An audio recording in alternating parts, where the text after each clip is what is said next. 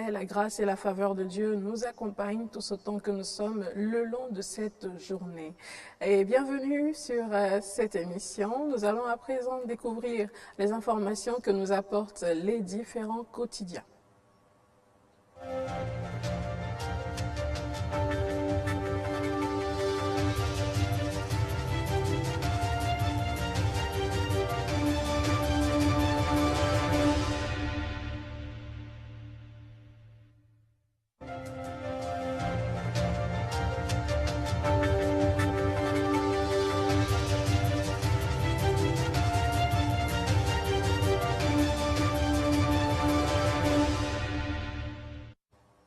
Nous démarrons donc cette randonnée informative par le quotidien Matin Libre. Matin Libre qui titre en manchette politique nationale, Soglou Yahi, le calme avant les hostilités. C'est une interrogation à la une de ce quotidien ce jour. Politique nationale, Soglou Yahi, le calme avant les hostilités. Cette interrogation donc à la une du quotidien Matin Libre en ce jour. En voulant échapper à la police, un présumé cybercriminel meurt. C'est également un autre titre que vous pouvez retrouver au niveau de ce quotidien. Élection professionnelle, le dépôt des dossiers démarre ce jour. Nous poursuivons à présent cette randonnée informative avec le quotidien Le Potentiel. Récépissé d'un parti d'opposition au ministère de l'Intérieur. Réexamen du dossier des démocrates ce jour. C'est le titre que vous pouvez retrouver au niveau de la une de ce quotidien. Taux de prévalence du VIH-Sida au Bénin, 28% des malades ignorent leur sérologie. Nous poursuivons à présent avec le prochain quotidien. Nous sommes donc avec le matinal. Réaction des enseignants du supérieur aux propos du chef de l'État. L'intersyndicale des UNB s'embrouille et embrouille. Faiblesse chronique des systèmes éducatifs et sanitaires. La thérapie de talent pour corriger le tir. Nous poursuivons à présent avec le prochain quotidien et cette fois-ci, nous serons avec le Béninois libéré. Grande liesse autour de Talon durant sa tournée. Bada et Calavi veulent réaliser l'exploit. C'est un titre à retrouver au niveau du quotidien Le Béninois libéré. Tournée nationale du président Talon, joie et engagement du maire et des populations de Pau-Bay. Talon, le grand chirurgien du développement du Bénin. Toujours à la une de ce même quotidien, lutte contre la cybercriminalité au Bénin, les faux marabouts dans le viseur du procureur Métonou. Nous poursuivons à présent, chers amis, cette randonnée informative avec Émergence Info. 4e session ordinaire du conseil communal de Zé. L'accès à l'eau potable, la priorité du maire Amadé Moussa. Toujours à la une de ce même quotidien, convergence de la base de données de passeports biométriques avec le RNPP. La NIP renforce la prise en compte des Béninois vivant à l'extérieur. 2 ans de vie de l'Union progressiste, les militants acclament le leadership de Bruno Amoussou. Ce sont là autant de titres que vous retrouvez au niveau de ce quotidien-là. Nous poursuivons donc à présent avec le prochain quotidien. Nous sommes avec le Clairon. Le Clairon qui titre « Don d'ordinateur aux 50 meilleures filles au bac 2020 ». La ministre Éléonore Ladécan encourage l'excellence chez la gente féminine. Eh bien, toujours à la une de ce quotidien, aguerrir les partenaires sociaux pour faire face aux différentes maladies et pandémies. Alors, nous poursuivons à présent avec le prochain quotidien, le Bénin intelligent.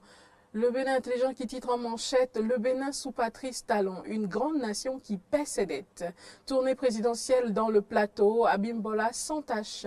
Toujours un titre à la une de ce quotidien, mairie de Cotonou, le premier budget de l'ère Atropo. Au sujet de l'argent qui ne circule plus, le BR condamne l'analyse d'un de ses membres. Nous poursuivons à présent avec un autre quotidien.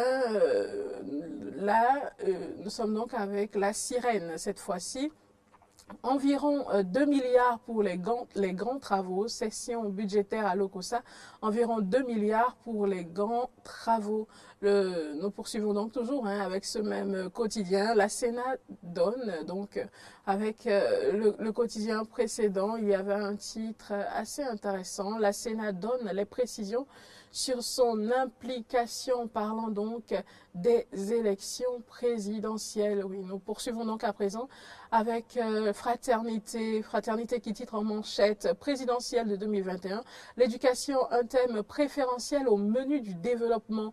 Covid-19 et respect des gestes barrières, les Tokpa comme si de rien n'était. À présent, chers amis, nous retrouvons un autre quotidien, le quotidien Nord-Bénin. Nord-Bénin qui aujourd'hui titre en manchette « Des acteurs s'embarquent dans le navire Talent pour 2021 ». Alors nous pouvons lire clairement UDBN, Moël Bénin, des acteurs s'embarquent dans le navire Talent pour 2021. Insécurité en fin d'année à Parakou, le plaidoyer d'élus pour le retour des brigades civiles. Produits alimentaires sur le marché, la cherté, la caisse de résonance. Ce sont là autant de titres que vous trouvez au niveau du quotidien Nord-Bénin. Nous poursuivons à présent avec le dernier quotidien de cette rubrique Quoi de neuf? La presse du jour. La presse du jour qui titre en manchette promptitude et rapidité dans la création d'entreprises au plan mondial. Le Bénin s'illustre grand. Toujours à la une de ce même quotidien, tournée du chef de l'État dans les communes, Abomey, Zobodomin, Zakbota et Ouinri scellent un nouveau pacte avec Talon. Élection professionnelle nationale au Bénin. La Sénat précise son rôle et rassure. Élection professionnelle nationale au Bénin. La Sénat précise son rôle et rassure. Ce sera donc avec ce quotidien, chers amis, que nous mettrons un terme à cette rubrique Quoi de neuf ce jour, pour ensuite retrouver Laurent Roland Tonekes, qui aujourd'hui est tout de bleu vêtu et donc que nous retrouverons dans un instant avec beaucoup de plaisir.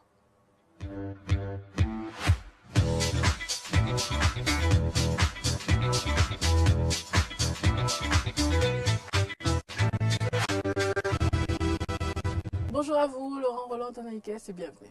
Natacha Kofi, bonjour et bonjour à tous ceux qui nous suivent. D'habitude sur Diaspora FM et dans la télévision. Je l'annonçais, aujourd'hui vous êtes toute bleu vêtue et ça sent l'argent en fait, quoi. Et vous êtes en rose. Non, mais ça sent l'argent, sérieusement. Merci beaucoup. Et vous êtes en rose, donc ça sent l'amour. Ah, si vous le dites. Après, moi, la question que je me pose ce matin, c'est, elle a dit égal et noir, mais égal à quoi terme. Bon, je ne me retrouve pas dans ça. Je traduis, traduction simple. Elle a dit, est-ce qu'il y a l'argent dans... Je ne suis pas Aladji.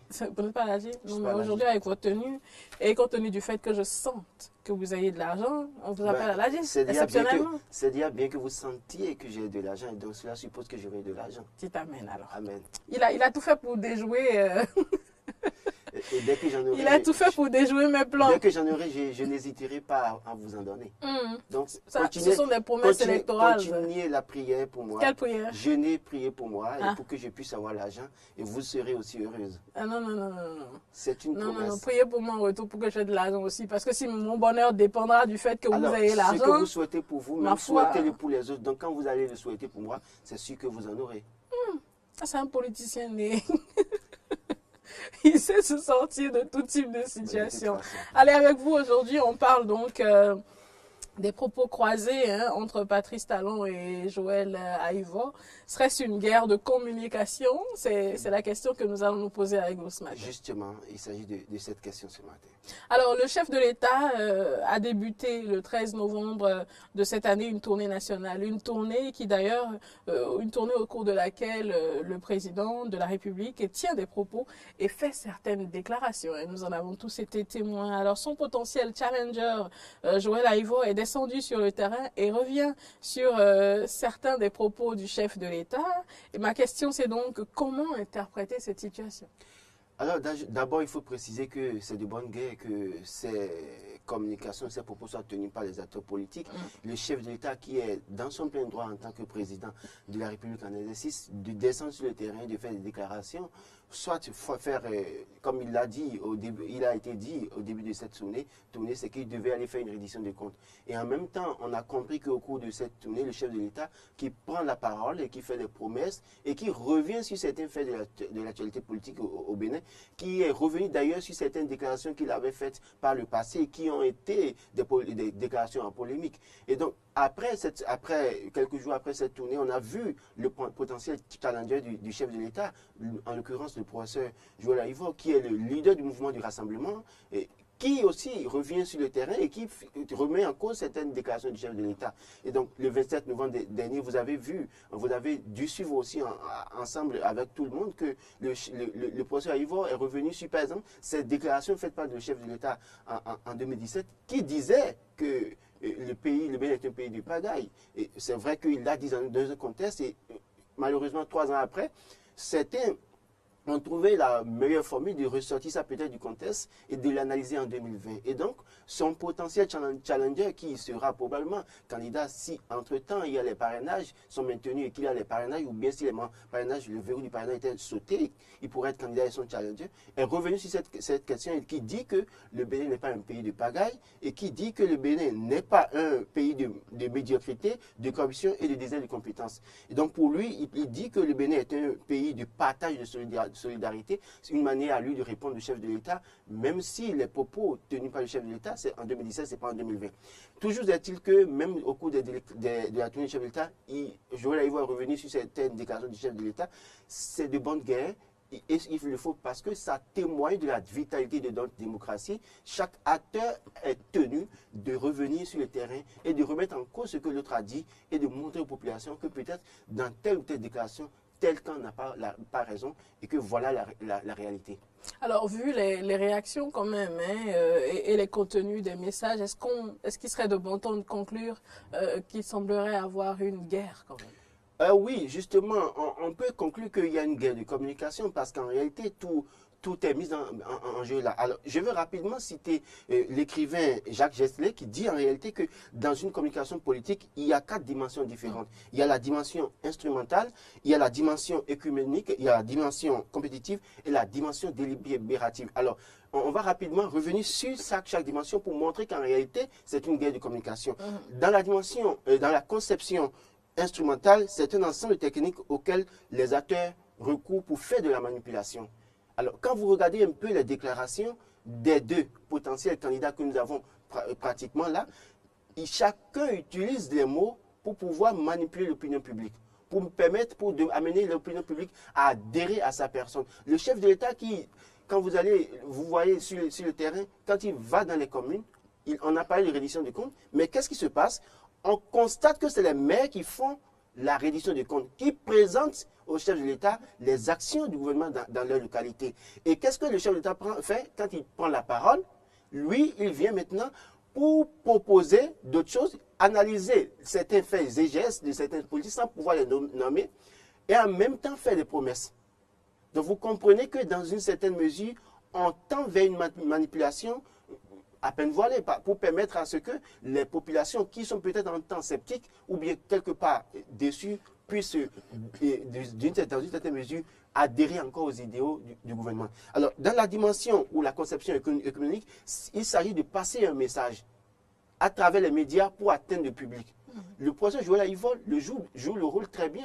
Vous l'avez vu, quand il est allé à Parakou ces derniers jours, on a vu une forte mobilisation. On a vu les images. En vidéo, il montrait qu'en réalité, au-delà de la mobilisation qu'il a eue pour le chef de l'État, quand il était à Parakou le 13 novembre, lui aussi, il a eu de la mobilisation.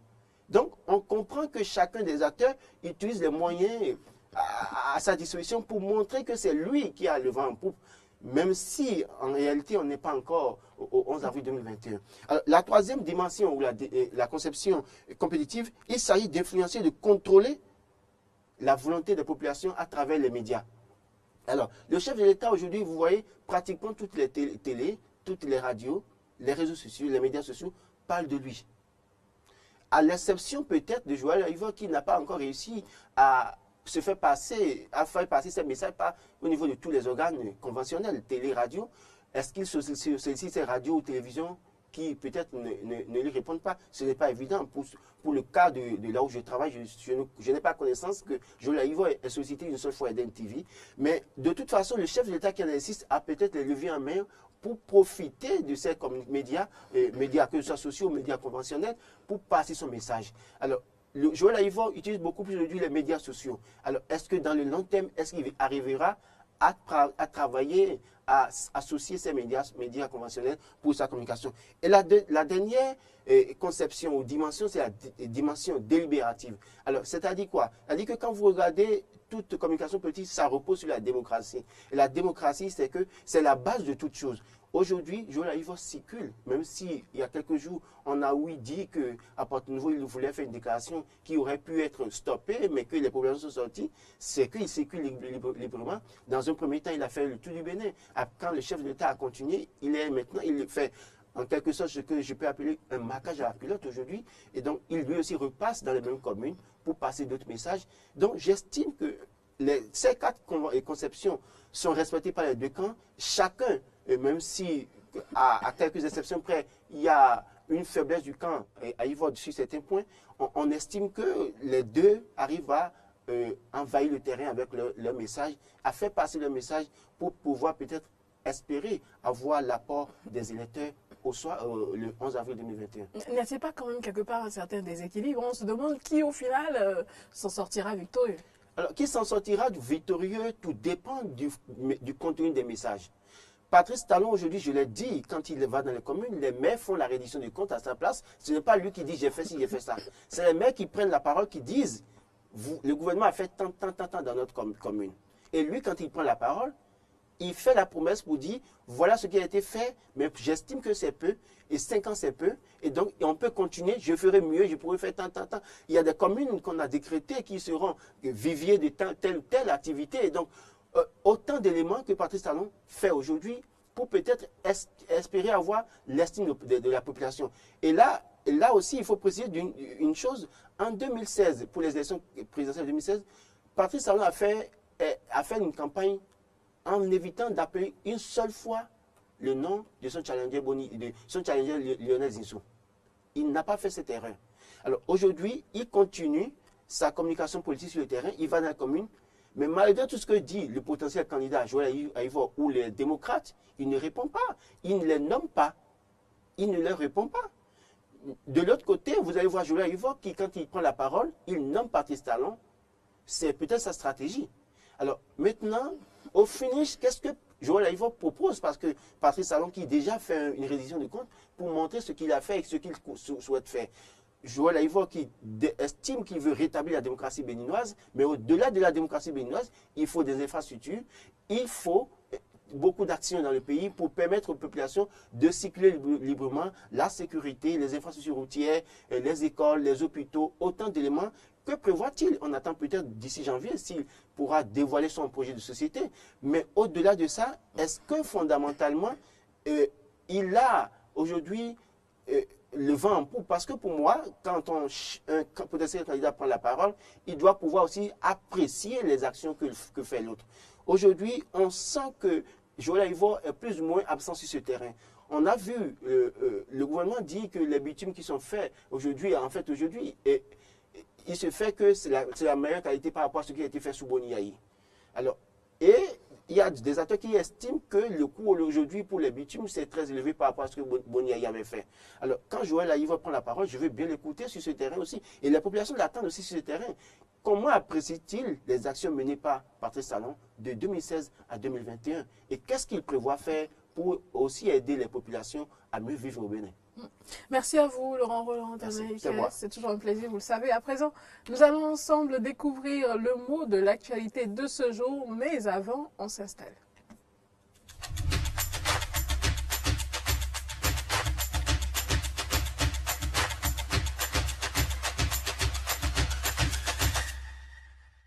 Alors, le mot que nous découvrons aujourd'hui, c'est bavardage. Je pense que Laurent Roland Henriquez est très bien placé, justement. Quand je parle de bavardage, Laurent Roland Henriquez, dans notre contexte politique actuel et avec les quelques exemples que vous nous aviez donnés un petit peu plus tôt, à quoi est-ce que cela vous fait penser? quand on dit bavardage, d'abord ça vient du fait bavarder. Et pour moi, bavarder, c'est parler pour la plupart du temps pour ne rien dire, sans but précis. On va dans tous les sens. On dit tout, mais sans but précis, ça n'apporte rien de concret. Intéressant, hein? Et si on doit contextualiser depuis quelques semaines, voir quand même contextualiser, c'est le chef d'État qui l'a dit, en fait, en faisant référence à notre système éducatif. Quelque part, qui dit que notre système d'éducation est une éducation de bavardage. Pour contextualiser cet état de choses, moi, c'est vrai que je suis mal placé pour apprécier ce que dit le chef d'État. Mais c'est vrai que notre système éducatif, à un moment donné, nous a formés tous. Au bavardage. Pas au bavardage. Bon, je ne dirais pas totalement au bavardage. C'est vrai que parce que quand il parle de bavardage, peut-être qu'ici est mal pris avec le mot, je suppose. Parce que notre système éducatif, aujourd'hui, ne nous prépare pas à entreprendre. Le système éducatif, la plupart du temps, ce que nous vivons ici, nous prépare à faire des discours. Et c'est nous les plus intelligents de la sous-région de l'Afrique. Mais au fond, que faisons-nous concrètement en termes de technique, en termes de développement, en termes d'économie? C'est peut-être de ça qu'il voulait parler. Et j'estime aussi, il est là depuis 2016. Que fait-il pour arrêter l'éducation du bavardage? Point d'interrogation. Comme dirait l'autre, je crois que c'est une vidéo que tout le monde a vu passer. Bon, allez. Bavardage, selon le dictionnaire Larousse, c'est la pratique d'une conversation dans un contexte où les participants sont supposés se concentrer sur une autre activité. Par exemple, en silence. Alors, quand je donne l'exemple d'une salle de classe, on le sait tous, on est passé par là. Normalement, en salle de classe, on vous demande d'être focus, donc concentré sur une thématique précise. Mais plutôt que de se concentrer sur ça, qu'est-ce qu'on fait? On bavarde, on se dit qu'est-ce que tu as mangé hier?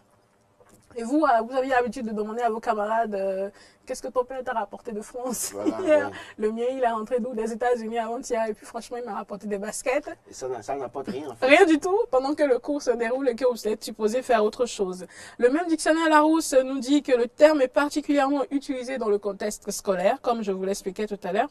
Et il désigne principalement le fait pour des élèves de discuter entre eux en salle de classe alors que le professeur dispense une leçon. Il est alors souvent considéré comme une cause de l'échec scolaire. D'une façon générale, à présent, chers amis, et par extension, on désigne comme un bavardage une conversation que l'on trouve futile, stérile ou donc d'importance secondaire. Moi, je vous inviterai simplement à ne pas bavarder, ok? Soyez beaucoup plus pratique et pragmatique. Évitez le bavardage. Même si d'aucuns diront que notre travail à nous autres journalistes, c'est de bavarder. Je dis ça, je dis rien. C'est le droit de le dire.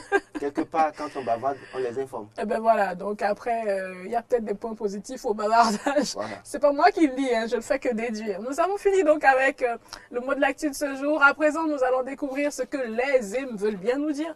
Laurent Roland Henriquez, vous allez souvent tendre vos micros aux émigrants. Oui, madame.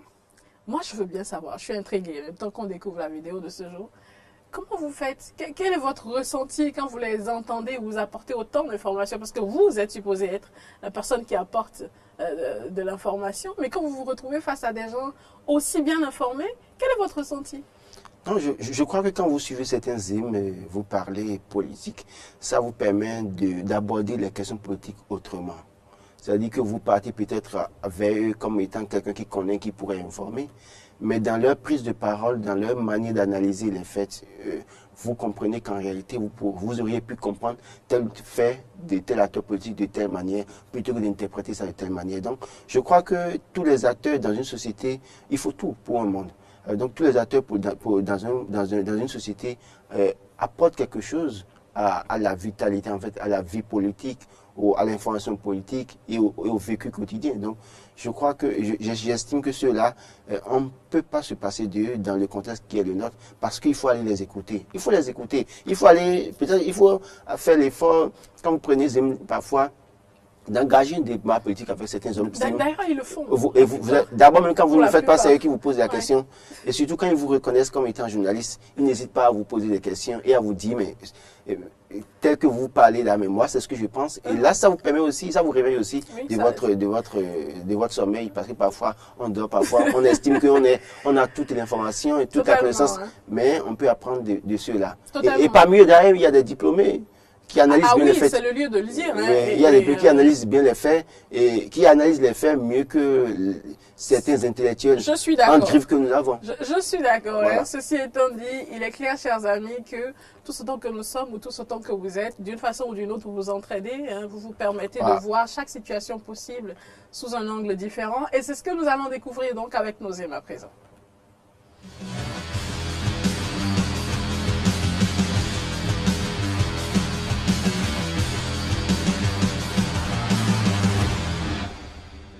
Moi, on m'appelle Nuchedo Doji. Je suis actuellement à Cotonou.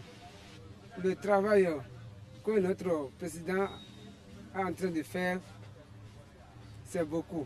Mais à Kadjemena, il a fait des rues un peu partout. Même,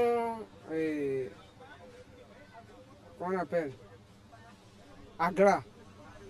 Même, il y a des voies propres là-bas. Donc, ce qu'il a fait, c'est très bon sur moi. Oui.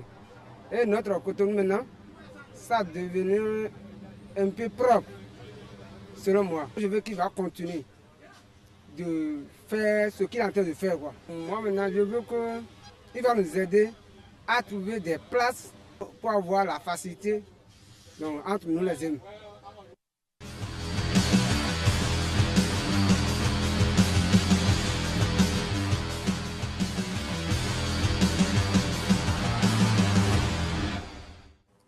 Retour donc sur ce plateau. Merci à vous, Laurent Roland-Enriquez. Merci à vous aussi, Natacha Kofi, et merci à tous ceux qui nous ont suivis ce matin. On se donne rendez-vous pour vendredi.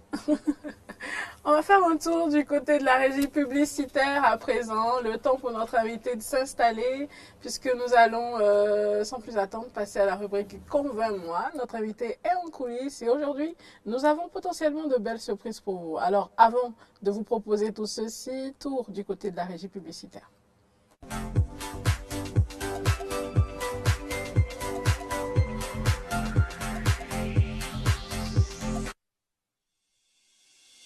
La quincaillerie PVP vous offre 20 à 50% de réduction sur tout achat effectué dans ses boutiques en cette période de fin d'année. Au salon d'exposition de la plomberie PVP situé à Tampere Parada, découvrez des matériaux de luxe de dernière génération. Des carreaux polis Italie, 80 sur 80, 50 sur 50. Robinets de lavabo intelligents, des WC de haute gamme à système magnétique et à séchoir automatique, des tuyaux PE flexibles 32, 40, 63 et 90. La plomberie PVP, distributeur agréé de tous les outillages professionnels de INCO, vous fournit également des ciments, des lumières de luxe plafonnées dotées de clés USB et Bluetooth, des colonnes de douche à double fonction et toutes les formes de peinture.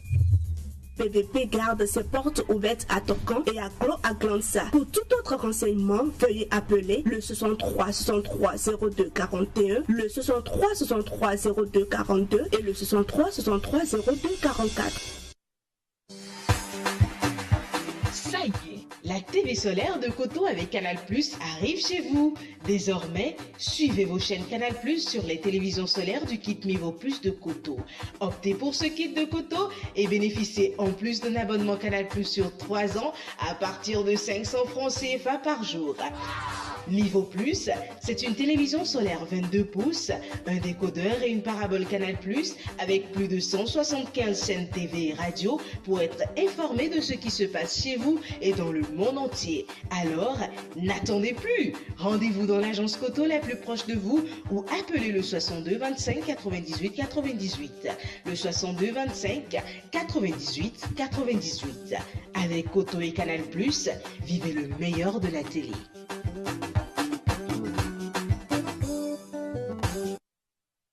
Bonjour, je suis Dada Alafia. Oh, je sais, vous voulez en savoir un peu plus sur le microcrédit Alafia. Alors, intéressé? Suivez-moi. Étape 1, l'identification. Pour votre identification, deux possibilités. Soit les SFD viennent vers vous, soit c'est vous qui allez vers eux. Vous aurez juste besoin d'une pièce permettant de vous identifier. Votre carte d'identité, votre carte LEPI ou votre carte RAVIP. Vous aurez aussi besoin d'un compte MTN ou Move Money enregistré en votre nom. Pour obtenir votre crédit, vous devez vous organiser en groupe de caution solidaire de 3 ou 5 personnes. Pour la constitution des groupes de caution solidaire, n'ayez crainte. Au besoin, les SFD vous aideront. Étape 2, paiement des frais de dossier et formation. Après validation de votre dossier, vous payez auprès des SFD les frais de dossier de 400 francs et la prime d'assurance qui varie entre 360 francs et 600 francs CFA. Vous recevez ensuite une formation sur la bonne gestion de votre crédit. Notons que les microcrédits à l'AFIA s'inscrivent dans la fourchette de 30 000 francs à 50 000 francs CFA.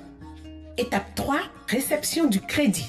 Votre crédit est directement versé sur votre compte Mobile Money et vous recevez la notification par SMS. Ah, on y est! Rendez-vous vite dans le point MTN Money ou Move Money le plus proche pour le retirer.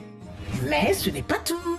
La toute dernière phase est déterminante. Étape 4, le remboursement. Remboursez votre crédit si vous donnez la possibilité d'en bénéficier à nouveau. En plus, le remboursement se fait sans frais à payer, sans même vous déplacer en tapant juste étoile 810 dièse.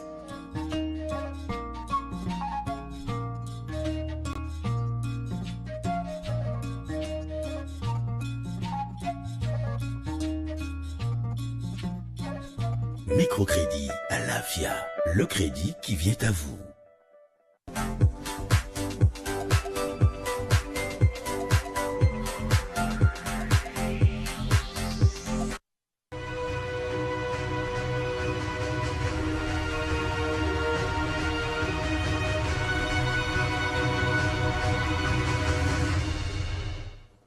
Retour donc à présent, chers amis, sur ce plateau. Aujourd'hui, nous parlons du regroupement des partis politiques, de la 6e circonscription électorale, entre conviction et comédie. C'est le titre, c'est le thème dont nous débattons en ce jour. À l'approche des élections présidentielles, la fièvre électorale monte et le thermomètre des alliances politiques est en hausse conséquente. Les déclarations de soutien se multiplient au point où l'alternance politique est quelque peu remise en question. Le président Patrice Talon est littéralement plébiscité par le BR, l'UP, l'UDBN, certains maires de Calavi et également les fils et filles de la même commune. Ceci à travers des communications intempestives qui défendent le bilan présidentiel et qui sollicitent un soutien infaillible du président ou un soutien infaillible au président. Alors à titre d'exemple, sur une échelle plus réduite, le regroupement des partis politiques de la mouvance présidentielle dans la 6e circonscription électorale, comme je vous le disais un peu plus tôt, est-ce qu'en ce moment nous allons vers une course qui confond la conviction politique et la comédie divine politisée? C'est une question que nous nous posons et justement pour décrypter le sujet, nous recevons M. Alimi Gounon, ancien président de la Fédération nationale des étudiants du Bénin. Bonjour à vous et bienvenue sur ce plateau. Bonjour madame. C'est un plaisir de vous avoir avec nous. Le plaisir partagé. Alors dites-moi, Monsieur Gounon, quelle analyse faites-vous donc de cet appel à l'union sacrée autour du président de la République? Cet appel-là témoigne des actions que le chef de l'État depuis 2016 a entrepris à la tête de notre pays. Et donc, chacun voudrait quand même avoir son mot à dire, voudrait témoigner de son appartenance à la mouvance politique.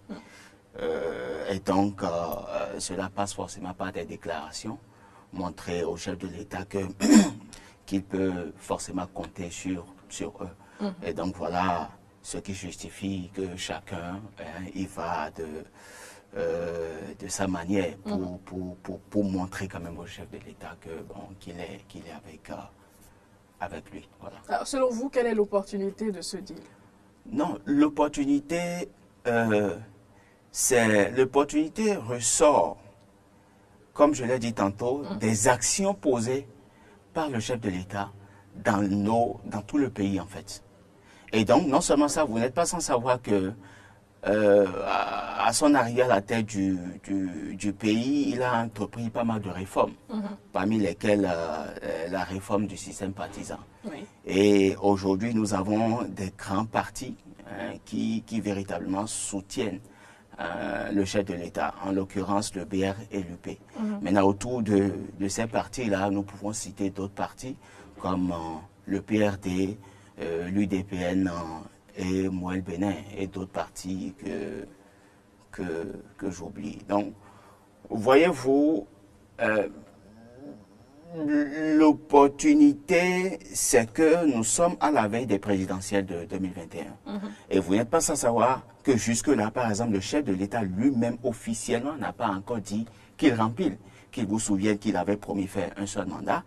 Et depuis déjà, nombreuses sont ces organisations politiques, ces mouvements politiques qui sollicitent un second mandat. Mais jusque-là, le président de la République est resté silencieux, il garde toujours le suspense. Et donc, les uns les autres estiment quand même qu'il faut multiplier les appels pour espérer qu'enfin, qu'ils puissent dire oui, je suis d'avis, je suis d'accord pour aller à un second mandat. Et quelle serait, selon vous, toujours l'opportunité justement pour ces uns et ces autres-là, pour ces différents partis politiques, notamment l'UDBN, l'UP et tout ça, quelle serait l'opportunité pour eux justement de soutenir la candidature du président? L'opportunité, c'est déjà, puisqu'il s'agit de la 6e circonscription, il s'agit déjà, c'est par rapport à l'opportunité de le soutenir, c'est le développement de leur localité. Le développement de leur localité. Et mis à part ça, certainement aussi le positionnement des cadres des différents partis politiques auxquels chacun d'eux appartient. Donc, c'est vrai, puisque c'est de la 6e qu'il s'agit, nous avons eu le week-end dernier une sortie des forces politiques pour souhaiter, pour susciter et demander au chef de l'État, et d'abord dire au président de la République qui sont avec lui, et mis à part cela, souhaiter qu'il brigue un second mandat. Mais il n'est pas... il faut quand même remarquer qu'au nombre des partis politiques qui soutiennent le chef de l'État, nous avons le PRD que nous n'avons pas remarqué à travers cette sortie-là. Je ne sais pas si je me trompe, mais je crois bien que le PRD a été absent. Donc, chacun quand même, en fonction de ses convictions, décide quand même de pouvoir témoigner son soutien au chef de l'État, histoire de se repositionner. Et quand vous prenez par exemple les 4 partis concernés, à part le BR et l'UP, vous n'êtes pas sans savoir les autres partis qui soutiennent le chef de l'État sont les oubliés. Ça, il faut oser le dire. Les oubliés? Oui, les oubliés. Jusque-là, par exemple, je ne sais pas si l'UDBN a un ministre, enfin, a un poste dans le gouvernement. Ah, il faut... C'est cela qui vous fait dire que ce sont des oubliés? Oui, des oubliés, parce que... Des oubliés par qui? Par le régime, par le président de la République et le régime. Et donc... C'est-à-dire? Voyez-vous, c'est par exemple des partis politiques qui n'ont pas pu aller aux élections. Et donc, mis à part cela, combien sont ces cadres de l'UDBN et de Moël Bénin sont positionnés? C'est vrai, vous me direz que jusqu'à dans un passé récent, Jacques Ayadji fut directeur des travaux publics et autres là. Mais mis à part cela, quels sont véritablement les cadres? Nous avons connu, même si le président Patrice Talon a fait l'option de fidéliser ses ministres et tout, je ne sais pas si, comment appelle-t-on, il y a un ministre du gouvernement qui est issu du parti Moël Bénin. Alors, vous avez parlé rapidement de partis qui n'ont pas pu aller aux élections. Qu'est-ce que vous entendez par là? Nous avons connu déjà les élections législatives. Vous n'êtes pas sans savoir que c'est à l'Assemblée nationale que se décide pas mal la politique nationale, même c'est la base même de la politique, c'est à l'Assemblée nationale. Au lendemain des élections législatives, les partis politiques n'ont pas pu, certains partis politiques ont mis les deux, à savoir l'UP et le BR, n'ont pas pu participer aux élections législatives. En ce qui concerne les élections communales, là aussi nous avons constaté que non, il y a certains partis politiques qui n'ont pas pu tirer leur épingle du jeu en raison du quota, sinon du pourcentage des 10% sur le plan national. Mais ces partis-là ont quand même fait des scores dans des fiefs donnés. Et mieux, je connais même des partis politiques qui, au-delà de leurs fiefs traditionnels, ont fait des scores. Moi, par exemple, j'ai observé les élections à Gamia. J'ai observé les élections à Gamia. Et le jour de la compilation, au cours de la compilation, j'ai pu noter quand même que l'UDBN, quand bien même on estime que c'est un parti politique qui est beaucoup plus dans le sud et tout, a pu réunir au moins 200 voix dans Gamia uniquement, pas dans Bébéleke. Oui. Donc, c'est quand même, qu'on le veuille ou pas, c'est des partis qui ont quand même leur raison d'être et qui ont besoin de participer à la construction. Très bien. Alors, vous avez également fait mention de l'absence du PRD à cette rencontre, justement. Oui. Et quelle lecture vous en faites? Non, en fait, c'est là, ça m'inquiète un peu. Déjà, de ces regroupements-là, il faut noter que quand tu dis être avec Patrice Talon, il faut faire du sérieux. Quand tu dis être avec Patrice Talon, il faut être méthodique. Pourquoi est-ce que cela vous inquiète? Non, ça m'inquiète parce que, qu'on le veuille ou pas, le PRD se réclame toujours être de la mouvance. Et qui connaît l'histoire du PRD ici, par exemple, dans Abomey-Calassino, dans la 6e, de par le passé, le PRD a pu s'en sortir avec des élus, des députés, des conseils communaux et autres là. Mais je ne sais pas comment est-ce que les discussions ont été faites dans les couloirs pour que nous ne puissions pas voir à travers ces sorties-là le PRD. Donc moi, je me demande tout simplement qu'est-ce qui se passe. Est-ce que le PRD finalement tourne dos à la mouvance ou carrément c'est certains leaders d'Abomey-Calavi qui n'ont pas su faire le jeu? Est-ce que vous avez l'impression, cher ami, que tous ces mouvements de soutien qui s'élèvent dernièrement seraient quelque part de la poudre aux yeux de Talon? Non, pas forcément. Pas forcément. Qu'on le veuille ou pas, Patrice Talon connaît les hommes politiques du Bénin. Il observe tout ça et il sait comment s'y prendre. Donc, en son temps, je pense que ces partis politiques sont en train de lancer un signal. C'est ce qui finira peut-être par se faire dans les autres régions du pays. Déjà, nous avons déjà 4 partis politiques, BR, UP, Moël Bénin, UDBN, qui décident dans la 6e circonscription de se mettre ensemble pour porter le chef de l'État. Certainement, d'autres partis, enfin, d'autres circonscriptions électorales vont emboîter le pas à la 6e. Vous n'êtes pas sans savoir que nous avons connu, et ça continue de se faire, des associations, des groupements et autres là, qui ont déjà suscité la candidature du président Patrice Talon. Et dans l'ombre des travaux, des choses se font. C'est le cas par exemple de Lien National qui, de jour en jour, travaille quand même à s'enraciner davantage dans les communes, dans les arrondissements et autres là, pour porter la candidature du chef de l'État. Est-ce que le Bénin ne fait pas face justement à ces vieux démons, encore plus jeunes qu'on ne pensait? Dans tous les cas, qu'on le veuille ou pas, nous continuons de vivre avec ces démons-là. C'est vrai, c'est un peu compliqué aux vieux démons d'oublier les vieilles habitudes. Mais qu'on le veuille ou pas, on a besoin de ces vieux démons quand même pour aller de l'avant. Et je pense que Patrice Talon est la solution. Donc, vous pensez qu'il est la solution? Il est la solution pour ces vieux démons-là. Ça, c'est clair. Parce que, qu'on le veuille ou pas, depuis 2016, nous connaissons un bouleversement total.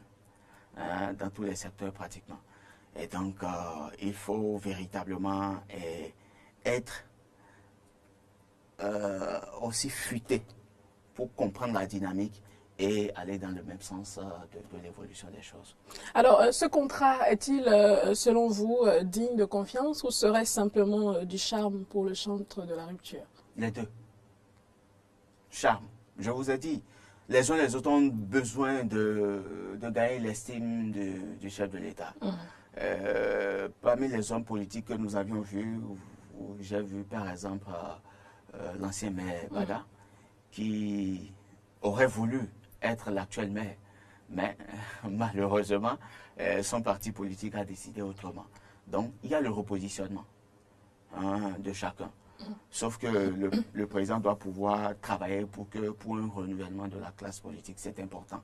La jeunesse a envie d'aller en politique.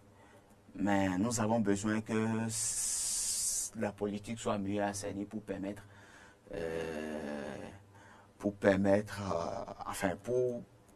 faciliter l'adhésion de la jeunesse à tout ce qui se passe là. Quelles sont selon vous les limites et les faiblesses quand même de cette initiative? Les limites et les faiblesses. Les limites seront que, puisque jusque-là, c'est toujours la vieille classe qui est en train de mener la danse. Si cette vieille classe-là ne travaille pas à associer la jeunesse, ce serait du temps perdu. Vous n'êtes pas sans savoir qu'en 2016, nous avons eu des regroupements de partis politiques qui ont décidé de porter la candidature de Lionel Dissou. Mais à l'arrivée, c'est Patrice Talon qui n'avait pratiquement aucun soutien de parti politique qui s'en est sorti. Comment expliquer ça? Non, il faut histoire de faire une corrélation avec la situation actuelle. Oui, la corrélation, en fait, il faut remarquer que il ne faut pas forcément se baser sur uniquement les leaders. Les leaders pour dire tout simplement que le terrain est déjà conquis. Si les cadres que nous avons vus, les personnalités que nous avons vues le week-end passé, par exemple, ne travaillent pas véritablement à impacter déjà la communauté. Ne travaillent pas à à faire adhérer la base à leur cause. Voyez-vous, ceux-là qui aujourd'hui ne se manifestent pas, parce que quoi qu'on dise, les FCBE sont toujours sur le terrain. Il y a un parti qui est en voie de naître, les démocrates et tout. Juste là, c'est un silence apparent. Donc, on ne sait pas dans l'ombre ce qui se fait. Si ces différents partis politiques ne travaillent pas véritablement à rallier la population, la jeunesse, les groupements de femmes et autres là, je pense que d'autres partis, sinon d'autres candidats vont leur ravir la vedette et ce serait dommage pour le camp présidentiel. Alors ce regroupement justement des partis politiques visant à rallier les uns et les autres à la cause du président Patrice Talon, de votre point de vue, est-ce que cela est fondé? Parce que tout à l'heure, quand vous étiez en train de développer justement la question précédente, vous avez fait mention du fait que ce ne serait que les cadres qui se regroupent, comme on l'a constaté la dernière fois, pour justement apporter leur soutien au chef de l'État. Alors au-delà de ces cadres-là qui se regroupent, ou bien derrière ces cadres-là, est-ce qu'il y a véritablement des jeunes qui partagent la même vision, à votre avis? Oui, il y a des jeunes qui partagent la même vision. Sauf qu'en réalité, la jeunesse voudrait devoir être à l'action. Enfin, voudrait aussi aller aux affaires. La jeunesse ne voudrait plus être cette jeunesse-là qu'on se sert d'échelle. Ne voudrait plus être, à la solde de ces années-là qui ne veulent pas laisser la main, qui veulent toujours être là pour décider à la place de la jeunesse. Donc, il revient à ces cadres-là, à ces personnalités-là de travailler véritablement à montrer aux uns aux autres que non, tout est en train de changer, leur faire des promesses, dire du non, c'est pas, permettez-moi non. De votre point de vue, est-ce que ces responsables-là, parce que forcément ils représentent quand même une partie de la population, ils représentent des jeunes qui partagent une vision, n'est-ce pas? Est-ce que vous avez l'impression que si l'on se base sur leur déclaration, celle qui est leur soutien à l'endroit du chef de l'État, cette déclaration respecte quelque part, je dirais, la volonté de tous ces jeunes-là qui constituent leur parti, leurs différents partis?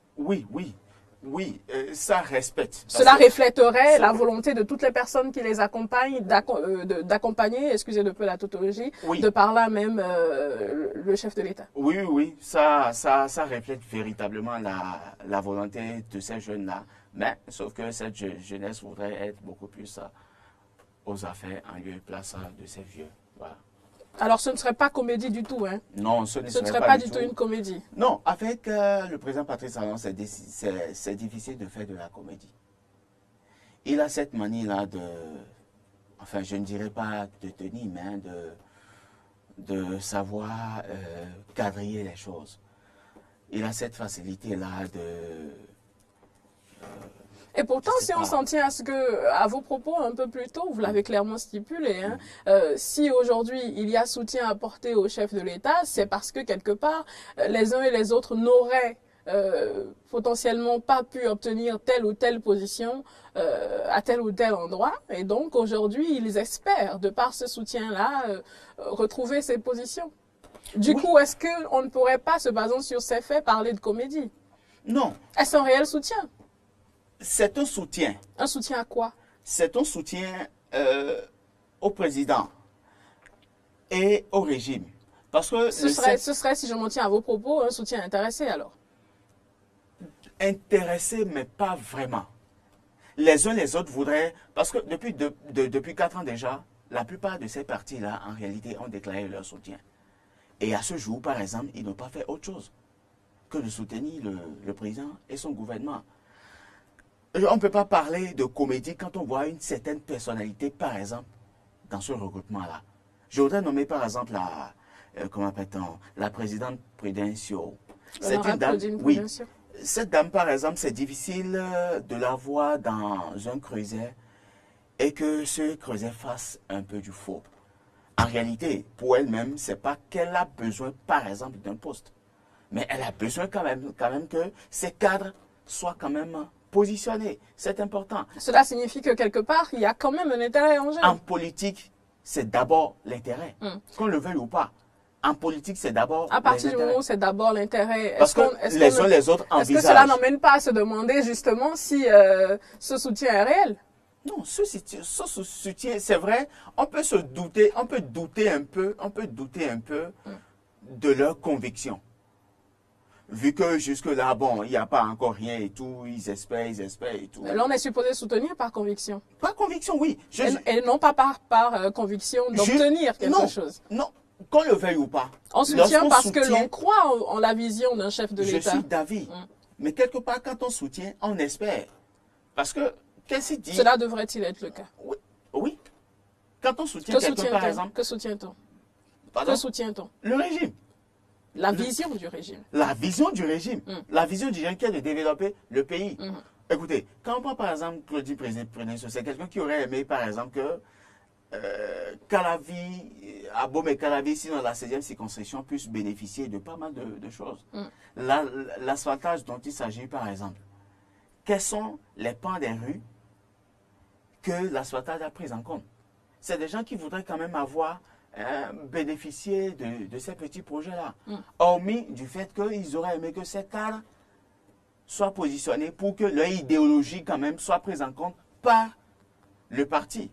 Donc, fort de cela, je pense qu'on ne peut pas dire forcément que non, que c'est de la comédie, ce n'est pas de la comédie. Quelle chance de survie pour cet ensemble? Cet ensemble va survivre si et seulement si le président Patrice Talon décide d'aller effectivement aux élections. Parce qu'il aura suffi que le président dise « je ne suis pas candidat » pour que chacun puisse aller soutenir son candidat. Un autre candidat, autre que Patrice Talon. Il sera difficile à Patrice Talon de dire à l'ensemble à chaque membre de ce regroupement-là de soutenir tel candidat si lui-même il n'est pas candidat. Ce serait un peu compliqué. Parce que c'est des gens qui se retrouvent à travers la personne du président Patrice Talon. Aujourd'hui, s'il n'est pas candidat et tout, je pense que ce regroupement n'aura pas sa raison d'être. Alors, doit-on conclure quand même que le regroupement est mort-né? Non, pas mort-né. Pas mort-né. Le président Patrice Talon, s'il est candidat et tout, vous verrez, assez de choses se feront à travers ce regroupement-là. Vous revenez sans cesse sur s'il est candidat. S'il est candidat, oui. Jusque-là, par exemple, vous et moi ne savons pas s'il est candidat. Et donc, les uns et tous souhaitent qu'il puisse continuer les œuvres entamées. Mais jusque-là, il n'a pas encore donné son avis favorable Peut-être pas de façon explicite, mais si on s'en tient quand même au dernier fait, quand même, hein, qui défrait toutes les chroniques, vous savez parfaitement de quoi je parle, cher ami. Je fais allusion aux tournées, à la tournée présidentielle qui a débuté depuis, si je ne m'abuse, le 13 novembre. Ce n'est qu'à l'issue de cette tournée. Et à toutes les déclarations qui sont faites justement pendant cette tournée-là, si on s'en tient ne serait-ce qu'à ces faits, il y a quelque part lieu de se dire qu'il semblerait que le président Patrice Talon revienne. Lorsqu'on a fait ce qu'il a fait, il n'a d'autre choix que de revenir. Lorsqu'on a fait ce qu'il a fait pendant les 5 ans, il n'a d'autre choix que de revenir. Mais voilà quelqu'un en réalité qui a dit qu'il ne ferait qu'un seul mandat. Et quoi qu'il en soit, si véritablement la réforme introduite dans l'Assemblée nationale ne passait pas, que lui-même qui fera un seul mandat pour montrer qu'en 5 ans qu'on peut faire le job. Parlons de réforme.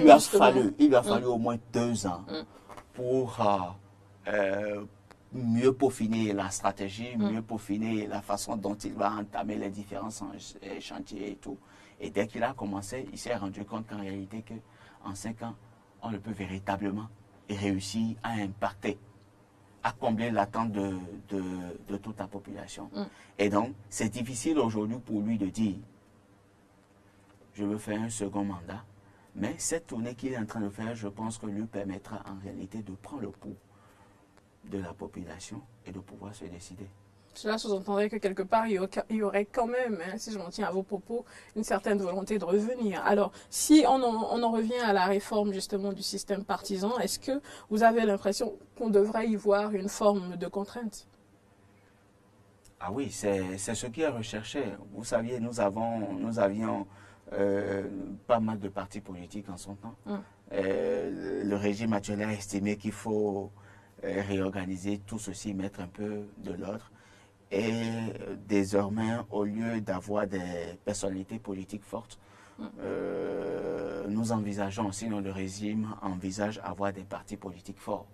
Et donc, ce qui sous-entend forcément la contrainte. Désormais, par exemple, vous ne verrez plus les uns les autres se prononcer de façon anarchique, alors qu'ils ne... Enfin, sans se conformer à la décision que prendraient leurs bureaux politiques et autres là. Donc, il y a une contrainte, qu'on le veuille ou pas, qui véritablement travaillera à discipliner chaque membre. Serait-ce cette contrainte-là qui, quelque part, expliquerait tout le soutien apporté au chef de l'État dernièrement? Ah oui. Ah oui. Dans tous les cas, cela ne devrait pas surprendre. Lorsqu'on sait que c'est le chef de l'État c'est les partis qui soutiennent le chef de l'État qui sont à l'Assemblée nationale. Et lorsqu'on sait que la plupart des mairies sont comment peut-on, contrôlées par les partis qui soutiennent le chef de l'État, il y a de quoi à véritablement faire les choses sur la base des décisions consensuellement prises au sein des partis politiques. Vous répondez oui à cette question. Cela me ramène encore une fois de plus à cette éternelle question de comédie. De comédie, oui. Oh, ne voyez pas en ce qui se fait une comédie. C'est difficile de faire de la comédie. Oui. S'il y a là une forme de contrainte, si je m'en tiens à vos propos, une forme de contrainte qui obligerait quelque part, d'une certaine façon, les uns et les autres à apporter leur soutien au régime en place. C'est la ligne directrice qu'a tracé désormais le système partisan. Ce n'est pas que c'est les... comment appelle-t-on? Vous avez c'est donc une contrainte, comme vous le dites. Non, dans tous les cas, dans une organisation sérieuse, on ne peut pas faire du libertinage. Et donc, la contrainte devrait exiger le soutien apporté à une vision ne devrait souffrir d'aucune contrainte. Voilà. Bon, ne devrait souffrir d'aucune contrainte, mais ça n'empêche pas. Dès lors que le soutien en question apporté à une vision en place souffre d'une contrainte, il y a lieu de se demander si ce n'est pas une comédie. Non, ce n'est pas une comédie. Je peux vous l'assurer, ce n'est pas une comédie. Avec Patrice Talon, c'est difficile de faire de la comédie. Donc, alors, oui. Allez-y. Donc, avec Patrice Talon, c'est difficile de faire de la comédie. Vous verrez que dès que l'homme a décidé véritablement d'être candidat, tout va rentrer dans l'ordre. Et vous comprendrez. Il a sa méthode de travail et il a eu une avance terrible sur les événements. Je retiens essentiellement de notre discussion ce matin, Monsieur Gounou, qu'il y a quand même quelques points d'ombre. Il y a lieu de se poser des questions que nous nous posons en ce moment. Quand on tient compte des contraintes induites justement par le système partisan, quand on tient compte des intérêts des uns et des autres dont vous avez fait mention un peu plus tôt, eh bien on se demande si c'est un véritable soutien à la vision du chef de l'État ou si ce sont simplement les intérêts qui sont en jeu, d'où l'éternelle question de comédie. Merci donc à vous, cher ami, pour votre présence sur ce plateau. Je rappelle que vous êtes Monsieur Alimi Gounou et que vous êtes également l'ancien président du FNEB. Au plaisir de vous retrouver sur ce même plateau. Ce sera donc pratiquement tout pour cette rubrique On veut moi. Mais est-ce que vous avez, avant de vous laisser partir, un message à l'endroit de ceux qui nous suivent? Oui, à l'endroit de ceux qui nous suivent, je voudrais souhaiter déjà, puisque nous sommes déjà à la fin d'année, je ne sais pas si votre plateau me permettra de revenir, souhaiter déjà un meilleur vœu à tout le peuple béninois et souhaiter que véritablement la gouvernance actuelle puisse penser beaucoup plus à la jeunesse, puisse penser beaucoup plus à l'éducation. Et puisse beaucoup plus penser au social. Merci beaucoup. Merci à vous, chers amis. Nous allons à présent retrouver le reste de l'équipe, Ahmed Arepa et Frédéric Espoir Oumambou, qui ne tarderont pas à s'installer, mais avant, on raccompagne notre invité.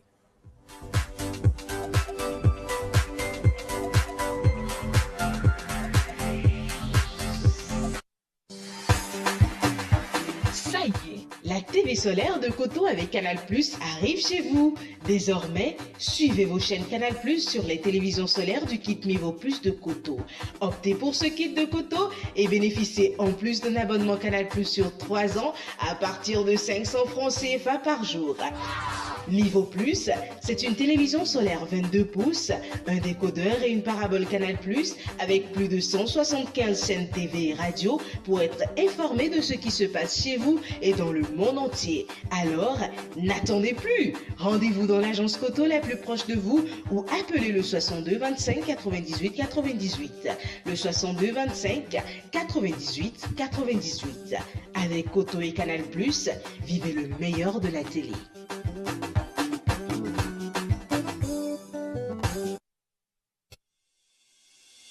La quincaillerie PDP vous offre 20 à 50% de réduction sur tout achat effectué dans ses boutiques en cette période de fin d'année. Au salon d'exposition de la plomberie PDP situé à Temple Parada, découvrez des matériaux de luxe de dernière génération. Des carreaux polis Italie, 80/80, 50/50. Robinets de lavabo intelligents, des WC de haute gamme à système magnétique et à séchoir automatique, des tuyaux PE flexibles 32, 40, 63 et 90. La plomberie PDP, distributeur agréé de tous les outillages professionnels de INCO, vous fournit également des ciments, des lumières de luxe plafonnées dotées de clés USB et Bluetooth, des colonnes de douche à double fonction et toutes les formes de peinture.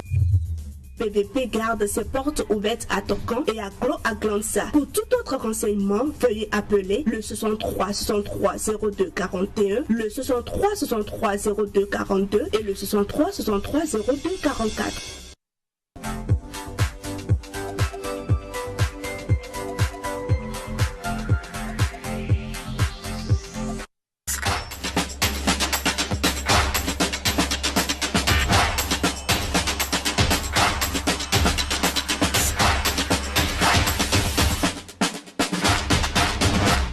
Et bien voilà, retour donc sur ce plateau. Bonjour à vous, Frédéric Espoir Oumambou et bienvenue. Oui, bonjour à vous Natacha, bonjour à nos amis téléspectateurs et auditeurs, bonjour à Ahmed Arepa de l'autre côté, bien loin quoi. Ahmed Arepa, bonjour donc à vous également. C'est à se demander en fait le besoin qu'il a, le besoin qu'il y a de toujours chercher à me provoquer. Non, j'essaie d'orienter les auditeurs, Bonjour. puisque eux, ils ne nous voient pas. Bonjour à nos chers et préférés auditeurs de la C'est ça, oui. 102.3. C'est ça, oui. Bonjour aux amis téléspectateurs de Eden Télévision. Bonjour Natacha Kofi. Un plaisir pour moi d'être sur ce plateau ce matin. Ah, on ne me salue pas, moi. Il est en mode. Non, mais C'est ce que vous allez dire. Vous voyez, Qu'est-ce qui se passe? je prends et auditeurs et téléspectateurs à témoin. Demain, si vous ne le voyez pas sur le plateau, Ne soyez pas ne surpris. soyez pas surpris. Ahmed, arrive-toi. Oui, nous sommes là pour le paix. Reprenez vos esprits. Alors, avec vous, nous démarrons donc par l'horoscope. Par l'horoscope, évidemment, on démarre comme d'habitude par les béliers. On finira par les natifs du signe Les poissons poisson. Meilleur signe au monde. Cookie. Bélier, l'intensité de votre regard en cette journée du 2 décembre 2020, nous sommes mercredi, et votre énergie créatrice seront parfaites pour convaincre qui vous voulez. Vous pouvez miser sur de grandes avancées en ce jour. Taureau, on s'intéresse à vous à présent. Vous manquez, chers amis, de moyens pour réaliser vos ambitions et rêves. Quelle que soit la situation que vous traversez, maintenez le dialogue ouvert. Natif du signe du Gémeaux à présent, vos messages sont mal reçus en ce jour où il y a de la friture sur la ligne. Tâchez alors de rallier les suffrages en vous montrant irréprochable plutôt que charmeur. Donc plutôt irréprochable que charmeur, natif du signe du Gémeaux. Cancer, rien ne vous échappe en ce jour. Vous voilà prêt à vous engager et même dans la foulée à fonder un foyer. Êtes-vous vraiment dans votre état normal? That's the question. Lion, votre sociabilité vous incite au dialogue, échanges qui vous mettent le cœur en fête et vous ressourcent moralement. Les vierges à présent, très aimables, mais trop insouciants et distraits, vous n'attaquerez pas le fond des choses. On risque de vous le reprocher. Balance, vous saurez, amis Balance, plus habilement que d'ordinaire, faire la preuve du bien fondé de vos conceptions personnelles. Scorpion, maintenant, vos observations natives du signe Scorpion ne seront pas stériles, vous serez dynamique et efficace dans la poursuite de vos objectifs. Sagittaire, vous aspirez, chers amis, à concrétiser des projets qui vous tiennent à cœur, mais aurez bien du mal aujourd'hui à obtenir les financements nécessaires à la mise en œuvre de vos plans. Capricorne, votre créativité vous permettra de sortir d'un mauvais pas, amis Capricorne, ou d'un souci financier. L'inspiration sera votre atout. Les deux derniers, maintenant les poissons et bien sûr bien avant, les Verseaux. Verseau climat astral, c'est un succès professionnel ou le succès d'un enfant qui est au premier plan en ce jour, justement de décembre 2020, mercredi. Poisson, on s'intéresse à vous. Les négociations en cours vous agacent, chers amis. Plutôt que de tenter de forcer le passage, tâchez plutôt de baisser d'un ton. Ce sera seulement possible. That is another question. C'était l'horoscope sur la musique à l'info. Est-ce que vous avez constaté qu'aujourd'hui, son tic, c'est That is another question? Ouais, c'est le tic, hein? That is another question. Vous avez une... Ouais, parce qu'il y en avait déjà une tout à l'heure. Vous avez suivi un film hier en anglais? Non, j'ai plutôt joué dans un film. Ça, je suis acteur aussi. Non, c'est bon, c'est bon. À mes Vous heures, oubliez la question. À mes Non, heures. mais vous pouvez oublier la question. Ça dépend du film. Et ça dépend de là où ça se tourne. C'est pour ça que je préfère que vous oubliez la question. Chaque film avec son contexte, son lieu de tournage. Alors, qu'est-ce qu'on célèbre aujourd'hui? C'est tout le reste des films, justement. Oh my God. C'est la journée des films. Non, puis sérieusement. Que célèbre-t-on aujourd'hui, chers amis? Ça a été une célébration qui parle beaucoup au continent. Vous allez teaser encore, là? Qui parle beaucoup au continent africain. Je sais que faire ça. Voilà. Je vous avais dit, profession, carrière envisagée. Teaser. D'accord. Oui, une célébration qui parle forcément au continent africain, qui aura subi les affres on va dire, de ce phénomène entre griffes là. On l'enseigne souvent sur les bancs. Je pense qu'on continue encore de se faire, malgré tous les remous qu'il y a dans le système éducatif et les programmes justement qui laissent à désirer un peu dernièrement. Oui, il s'agit il s'agit d'un événement qui commémore donc la date anniversaire de l'adoption par l'Assemblée générale des Nations Unies de la Convention pour la répression et l'abolition de la traite des êtres humains et de l'exploitation et de la prostitution d'autrui. 2 décembre 1949, vous vous rappelez de cette date ou pas? Il faudrait qu'elle soit au moment où... Je n'étais pas né, donc je ne Vous voudrais n'étiez pas pas m'en rappeler. Oula, je pensais que vous étiez le plus âgé, l'aîné, Ahmed Aripa. Donc, il y en a de plus âgé que vous. Oula. Ahmed Aripa, vous êtes sûr que vous avez envie d'entamer ça, ce bras de fer avec lui ce matin? Journée internationale, chers amis, pour l'abolition de l'esclavage. C'est ce qui se célèbre aujourd'hui.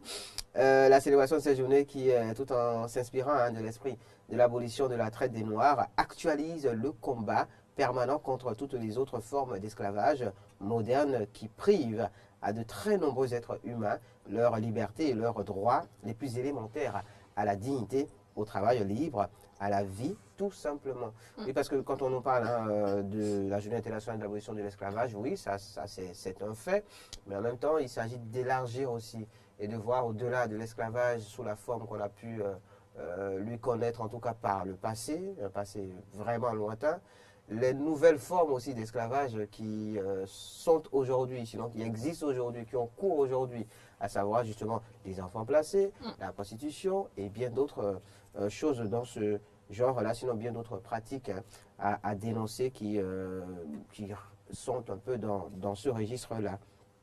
Et la célébration de cette journée, donc comme je le disais, Kofi Annan, par exemple, ancien secrétaire évidemment général des Nations Unies, dans son message du 2 décembre 2001, rappelait donc l'abolition de l'esclavage et ajoutait ceci: bien des gens pensent sans doute que ce traité n'a plus lieu d'être au XXIe siècle. Or, il nous faut bien admettre que l'esclavage et la servitude restent encore trop fréquents, cachés sous les noms donc, de travail obligatoire, travail forcé, exploitation de la main-d'œuvre enfantine et traite des êtres humains.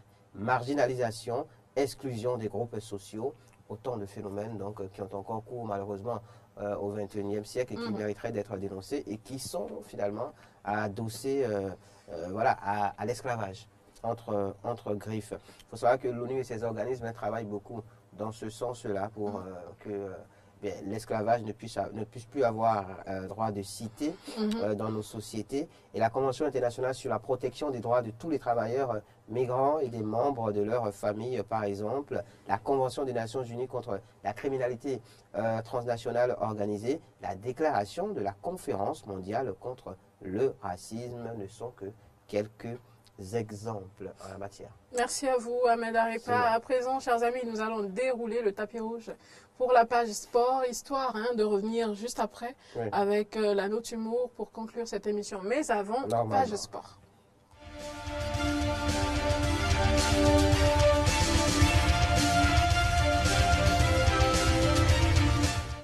Alors, la Ligue des Champions, la Ligue des Champions, l'OM vient à bout de l'Olympiakos et reste en vie quand même pour l'Europa League. Liverpool et Porto ont le ticket des 8e de finale.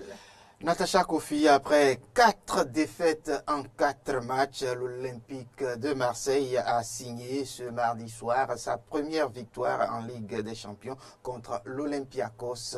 2 buts contre 1, c'était à l'Orange Vélodrome dans le cadre donc de la 5e journée des phases de poule. Et donc, il faut simplement, pour résumer ce match-là, ils étaient déjà menés à la pause sur un but de Mohamed Camara à la 33e minute. Les Phocéens donc vont remporter cette partie grâce à un doublé sur pénalty de Dimitri Payet. Dimitri Payet d'ailleurs qui marque son premier but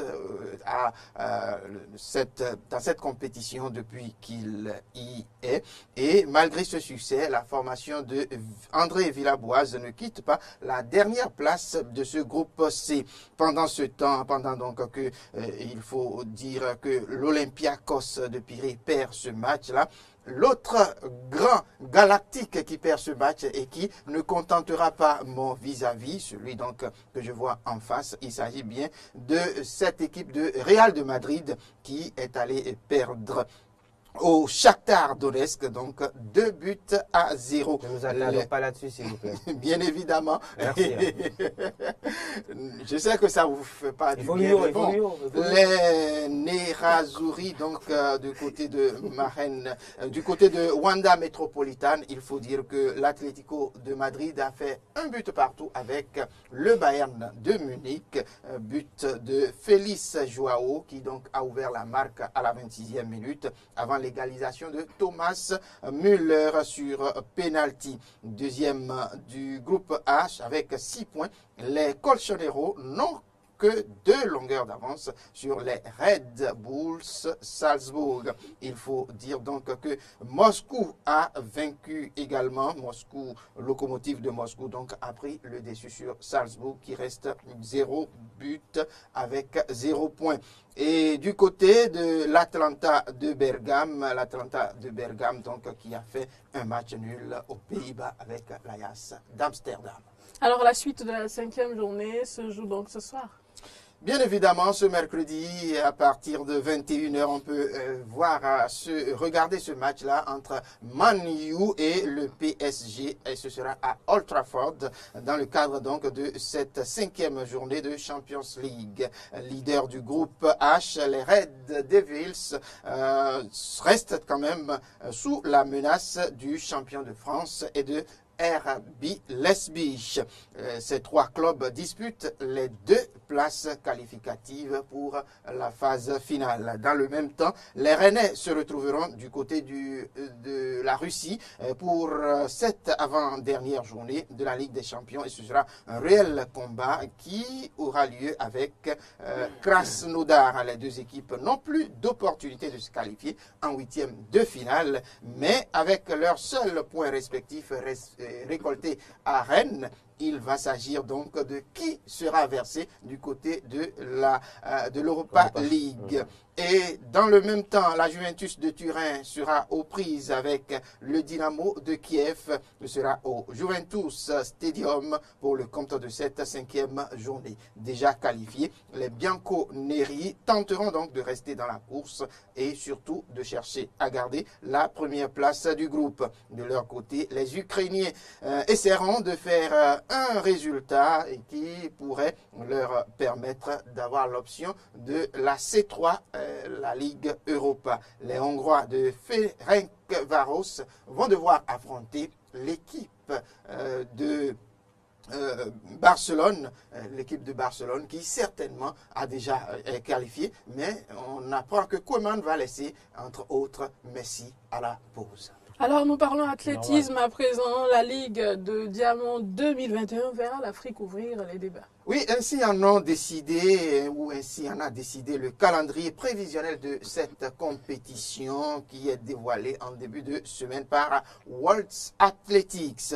Prévu pour cet exercice 2021, l'étape inaugurale de la Ligue de Diamant est donc prévue pour être lancée le 23 mai à Rabat au Maroc. Cette étape sera d'ailleurs la seule escale africaine de cette compétition, alors que l'épilogue se tiendra en Suisse et plus précisément à Zurich, où la finale est programmée entre le 8 et le 9 septembre. Entre l'étape inaugurale et l'épilogue, il faut dire qu'il se tiendra entre au total 12 meetings. Doha le 28, Rome le 4 juin, le 28 mai bien évidemment pour Doha. Oslo, ce sera le 10 juin, Stockholm le 4 juillet, Monaco le 9 juillet. Et puis deuxième escale en Chine, une ville qui n'est pas encore déterminée. Il y aura également Lausanne, Paris le 28 août et puis Bruxelles le 3 septembre. Toutefois, World Athletics a tenu à préciser que le calendrier est strictement provisoire à ce stade et reste sujet à des modifications selon la situation sanitaire du Covid-19. Merci beaucoup Frédéric Espoir Omambou. Vous C'est un savez plaisir. également, le plaisir est partagé. La vidéo avec vous, on la découvre très Pas du tout rapidement. de notre côté. Oui, la vidéo, on va la découvrir très rapidement, chers amis. Tout à fait normal C'est quand qu'il y a- le Real perd 2-0. Il y a un personnage qui m'a toujours lequel beaucoup intrigué lequel il a sur fait ce plateau. semblant Sur ce plateau. Non, il a fini par Du coup, il a fallu Nous sommes que... pratiquement à la fin. Oui, alors on donc y il va a fallu rapidement, que la j'aille vidéo. faire des recherches sur le personnage en question, aller chercher dans sa famille. J'ai retrouvé un de ses cousins. Je parle du cousin de Frédéric Espoir Omambou. Suivons ensemble. Bon, Rémi, ça fait 3 fois là. Bon, est-ce que tu es bien sur le bureau? Bah oui, je suis sur le bureau. Bon, donc tu ouvres le dossier, Oui, ça y est. lance le fichier. Bon, ça marche là? Non, toujours pas. Bon, Rémi, ça fait 3 fois là. Bon, est-ce que tu es bien sur le bureau? Bah oui, je suis sur le bureau. Bon, donc tu ouvres le dossier, Oui, ça y est. lance le fichier. Bon, ça marche là? Non, toujours pas. Non, mais moi j'en ai marre. Hein. Le bureau. Bah oui, je suis sur le bureau. Bon, donc tu ouvres le dossier, Oui, ça y est. lance le fichier. Bon, ça marche là? Non, toujours pas. Non, mais moi... Non, mais Est-ce qu'on peut sérieusement, revenir? le bureau, c'est normalement l'ordinateur. Voilà, pour quoi. ceux qui nous suivent à la télé, ils ont pu se rendre compte qu'il y avait un ordinateur à côté, portatif à côté du coup. C'est du bureau, en fait, de l'ordinateur qu'on lui parlait. Mais puisque c'est un analphabète justement du 21e siècle, vous savez, entre-temps analphabète, hein, c'est pour ceux qui sont peut-être pas allés à l'école, ils ne savent pas écrire ou parler la langue. Mais aujourd'hui, c'est ceux qui Aujourd'hui, maîtrisent pas c'est ceux l'outil qui maîtrisent pas l'outil informatique. informatique. Donc du coup, ce cousin à notre ami, juste en face, vraisemblablement, ne Selon maîtrise vous, pas oui. l'outil informatique. Donc on lui dit, est-ce que tu es sur le bureau? Oui, pour lui, c'est que c'est le mobilier en fait. Et Donc il jette le papier. il ouvre le dossier, Il il jette le papier. Il n'a pas menti. Il est quand même sur le bureau. Il y avait quand même un dossier. Qu'il a ouvert. Il a ouvert. Ouais. Et il y a un fichier. Ouais, qu'en plus, il le défend. Ouais, qu'en plus, il le défend. Allez, nous sommes à la fin de cette émission. C'est toujours un plaisir, chers amis. À très vite.